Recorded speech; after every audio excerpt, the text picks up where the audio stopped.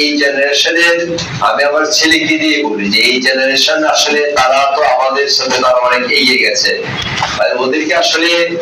এখন আগে যেমন আমাদের বাবারা যেমন আমার সাথে রিয়েক্ট করতো, আমার দিকে তো আপনার বাবা আপনাকে হলো যে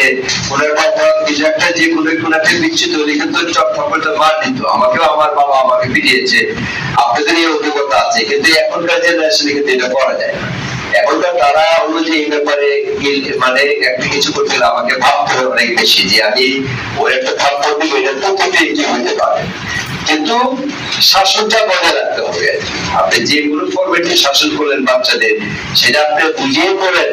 আর যে কোনো ভাবে করেন, কিন্তু তাকে চোখে চোখে রাখতে হবে। এই যে আমি হলো যে আমার বলছিল যে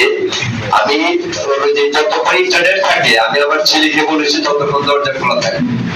দরজা খোলা থাকে মানে ওর কম্পিউটার আছে রুমের মধ্যে, ওই কম্পিউটার অন দরজা অন থাকে, তুমি যখন কম্পিউটার অফ করবে তখন দরজা বন্ধ হবে, এর আগে দরজা বন্ধ হবে। মানে ভেরি ইম্পর্টেন্ট যে এই যে একটা হলো যে মানে এই যে ছোট ছেলে মেয়ে অথবা এই যে ইয়াং ছেলে মেয়ে, সে যখন তার হলো যে এখন মোবাইলের দরজা ইন্টারনেট কানেক্টেড, সে হলো রুমের মধ্যে ঢুকে যখন দরজাটা ক্লোজ করে দিল তখন কিন্তু সে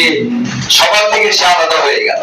তখন তার মধ্যে একটা স্বাধীনতা চলে আসলো, তার সামনে বিশাল একটা হলো ইন্টারনেটের জগৎ চলে আসলো।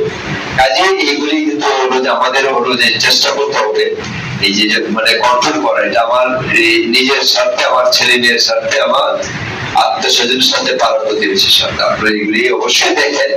আমাদের হলো যে আরো সোচ্চার হতে হবে।